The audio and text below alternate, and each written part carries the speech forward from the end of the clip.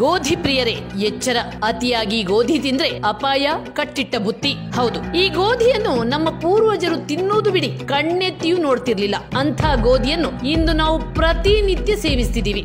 ಆದ್ರೆ ಎಂದಾದ್ರೂ ಈ ಗೋಧಿಯಿಂದ ಆರೋಗ್ಯದ ಮೇಲೆ ಏನೆಲ್ಲ ಪರಿಣಾಮ ಬೀರುತ್ತೆ ಅನ್ನೋದನ್ನ ಯೋಚಿಸಿದ್ದೀರಾ? ಹಾಗಾದ್ರೆ ಇವತ್ತು ನಾವು ನಿಮಗೆ ಈ ಗೋಧಿ ಸೇವನೆಯಿಂದ ಆರೋಗ್ಯದ ಮೇಲೆ ಏನೆಲ್ಲ ಪರಿಣಾಮಗಳಾಗ್ತವೆ ಅನ್ನೋದನ್ನ ನೋಡೋಣ.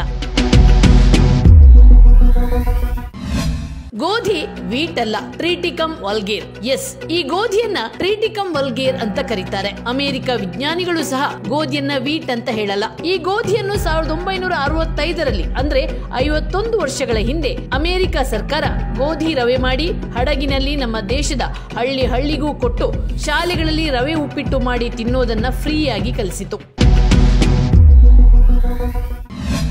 ಗೋಧಿಯಿಂದ ಬರಬಹುದು ಕ್ಯಾನ್ಸರ್. ಗೋಧಿ ತಿನ್ನೋದ್ರಿಂದ ಹೇಗೆ ಕ್ಯಾನ್ಸರ್ ಬರುತ್ತೆ ಅಂತ ಯೋಚಿಸ್ತಾ ಇದ್ದೀರಾ? ಪಾಶ್ಚಿಮಾತ್ಯರು ತಂದುಕೊಟ್ಟ ಈ ಗೋಧಿಯನ್ನು ಮೊದಲು ಬೆಳೆದದ್ದೇ ಪಂಜಾಬ್ ರಾಜ್ಯ. ಆದ್ರೆ ಈ ರಾಜ್ಯದಲ್ಲಿ ಇಂದು ಒಂದೊಂದು ಮನೆಯಲ್ಲಿ 2 ರಿಂದ 3 ಜನ ಕ್ಯಾನ್ಸರ್ ರೋಗಿಗಳಿದ್ದಾರೆ. ದೇಶದಲ್ಲೇ ಪಂಜಾಬ್ ರಾಜ್ಯ ದೊಡ್ಡ ಕ್ಯಾನ್ಸರ್ ರಾಜ್ಯವಾಗಿ ಮಾರ್ಪಟ್ಟಿದೆ. ಅಲ್ಲದೆ ಇಲ್ಲಿ ಕ್ಯಾನ್ಸರ್ ಪೇಷಂಟ್ಗಳನ್ನ ಸಾಗಿಸುವ ಸಲುವಾಗಿಯೇ ಪ್ರತಿನಿತ್ಯ 1 ರೈಲು ನಿತ್ಯ ಓಡಾಡುತ್ತೆ, ಗೊತ್ತಾ? ಮಲಬದ್ಧತೆಗೆ ಕಾರಣವಾಗುತ್ತೆ. ನಾವೆಲ್ಲರೂ ಬಹಳ ಖುಷಿಯಿಂದ ತಿನ್ನುವ ಈ ಗೋಧಿಯಲ್ಲಿ ಗ್ಲುಟೇನ್ ರಾಸಾಯನಿಕ ಅಂಶವಿದ್ದು ಅದು ನಮ್ಮ ಕರುಳಿನ ಒಳಗೆ ಲೇಪನವಾಗುತ್ತೆ. ಈ ಲೇಪನ ದೇಹದಲ್ಲಿ ಉಷ್ಣತೆಯನ್ನು ಉಂಟು ಮಾಡುವುದಲ್ಲದೆ ಮಲಬದ್ಧತೆ ಉಂಟಾಗಿ ತಿಂದ ಆಹಾರ ಹೊಟ್ಟೆಯಲ್ಲೇ ಕೊಳೆಯುವ ಚಾನ್ಸಸ್ ಇರುತ್ತೆ.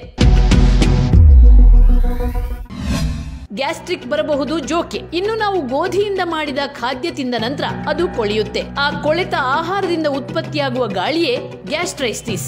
ಈ ಗ್ಯಾಸ್ಟ್ರೈಟಿಸ್ ಒಮ್ಮೆ ಬಂತು ಅಂದ್ರೆ ಜೀವನ ಪರ್ಯಂತ ನಾವು ಮಾತ್ರೆಗಳನ್ನ ತಿನ್ಬೇಕಾಗತ್ತೆ. ಅಷ್ಟೇ ಅಲ್ಲದೆ ಆಹಾರ ಕಟ್ಟಿಕೊಂಡು ಕುಳಿಯುವ ಕ್ರಿಯೆಯಿಂದಾಗಿ ಟಾಕ್ಸಿನ್ ಉಂಟಾಗುವುದಲ್ಲದೆ ನೇರವಾಗಿ ನಮ್ಮ ರಕ್ತದಲ್ಲಿ ಬೆರೆತು ನಾನಾ ತರಹದ ಕಾಯಿಲೆಗಳನ್ನ ಉಂಟು ಮಾಡುತ್ತೆ.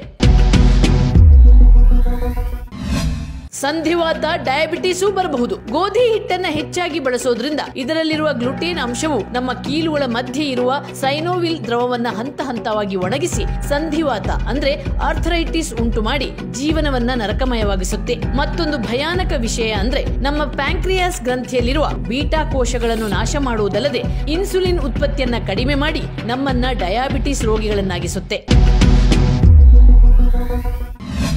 ವಿದೇಶದಲ್ಲಿರುವ ಔಷಧಿ ಕಂಪನಿಗಳಿಗೆ ಲಾಭ. ನಾವೆಲ್ಲರೂ ತಿಳಿಯಬೇಕಾದ ಮತ್ತೊಂದು ವಿಚಾರ ಅಂದ್ರೆ ಭಾರತೀಯರಾದ ನಾವು ರೋಗಿಗಳಾದಷ್ಟು ವಿದೇಶಿ ಔಷಧಿ ಕಂಪನಿಗಳು ಸಂತೋಷ ಪಡ್ತವೆ. ಈ ಕಂಪನಿಗಳ ಮೂಲ ಉದ್ದೇಶ ಜನರನ್ನ ರೋಗಿಗಳನ್ನಾಗಿಸಿ ಹಣ ಗಳಿಸುವುದು. ಅಲ್ಲದೆ ನಾವು ನಮಗೆ ಅರಿವಿಲ್ಲದಂತೆ ಈ ಗೋಧಿಯನ್ನ ನಿತ್ಯ ಬಳಸುತ್ತಿದ್ದೇವೆ. ಆ ಗೋಧಿ ನಮ್ಮನ್ನ ರೋಗಿಗಳನ್ನಾಗಿಸುತ್ತಿದೆ. ಆದ್ರೆ ನಾವು ಒಂದು ಮಾತನ್ನ ನೆನಪಿನಲ್ಲಿ ಇಟ್ಕೊಳ್ಬೇಕು, ನಮ್ಮ ಹಿರಿಯರು ಗೋಧಿಯನ್ನ ಯಾವುದರಲ್ಲೂ ಉಪಯೋಗಿಸ್ತಿರ್ಲಿಲ್ಲ. ಹಾಗಾಗಿ ಅವರಿಗೆ ಈ ಗ್ಯಾಸ್ಟ್ರೈಟಿಸ್, ಮಲಬದ್ಧತೆ, ಡಯಾಬಿಟಿಸ್ ನಂತ ಯಾವ ಕಾಯಿಲೆಗಳು ಕೂಡ ಗೊತ್ತಿರಲಿಲ್ಲ. ಒಟ್ಟಾರೆ ಹೇಳೋದಾದ್ರೆ ಈ ಗೋಧಿಯನ್ನ ತಿಂದು ರೋಗವನ್ನ ತಂದುಕೊಳ್ಳೋ ಬದಲು ಸ್ಥಳೀಯವಾಗಿ ಸಿಗುವ ಆಹಾರವನ್ನು ತಿಂದು ಆರೋಗ್ಯವಾಗಿರೋದು ಒಳ್ಳೆಯದು. ಆರೋಗ್ಯಪೂರ್ಣವಾದ ಆಹಾರ ತಿಂದು ಕ್ಯಾನ್ಸರ್ನಿಂದ ಮುಕ್ತರಾಗೋಣ. ಅನಾರೋಗ್ಯಗಳಿಗೆ ಕಾರಣವಾದ ಬಿಳಿ ಅಕ್ಕಿ, ಗೋಧಿ, ಸಕ್ಕರೆ, ಸೋಯಾ ಬಳಸದೆ ಪಂಚರತ್ನ ಸಿರಿಧಾನ್ಯಗಳು, ಮೊಳಕೆ ಕಟ್ಟಿದ ಕಾಳುಗಳು ಹಾಗೂ ಡ್ರೈ ಫ್ರೂಟ್ಸ್ ಅನ್ನು ರೋಸ್ಟ್ ಮಾಡಿ ಯಾವುದೇ ಪೋಷಕಾಂಶಗಳು ಲಾಸ್ ಆಗದಂತೆ ಕೋಲ್ಡ್ ಮಿಲ್ಲಿಂಗ್ ಮಾಡಿ ಪಾರಂಪರಿಕ ಪದ್ಧತಿಯಲ್ಲಿ ತಯಾರಿಸಲಾದ ಮಿಲೆಟ್ ಹೌಸ್ ಮಾಲ್ಟ್ ಅನ್ನು ಬಳಸಿ BP, sugar, gastric, thyroid, obesity, ಜೀರ್ಣಕ್ರಿಯೆ ಸಮಸ್ಯೆಗಳು, ಸಂತಾನ ಸಮಸ್ಯೆ, infertility, PCOD, PCOS, period pains, calcium ಹಾಗೂ ಕಬ್ಬಿಣಾಂಶ ನ್ಯೂನತೆಯಂತಹ ಮೊದಲಾದ ಅನಾರೋಗ್ಯ ಸಮಸ್ಯೆಗಳನ್ನು ನ್ಯಾಚುರಲ್ ಆಗಿ ತುಂಬಾ ಕಡಿಮೆ ಸಮಯದಲ್ಲೇ ಕಂಟ್ರೋಲ್ ಮಾಡಿಕೊಳ್ಳಿ.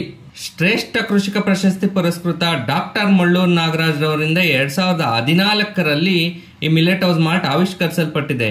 ನಿಮ್ಮ ಸಮೀಪದ ಎಲ್ಲಾ ಮೆಡಿಕಲ್, ಆರ್ಗ್ಯಾನಿಕ್ ಹಾಗೂ ದಿನಸಿ ಅಂಗಡಿಗಳಲ್ಲಿ ಲಭ್ಯ.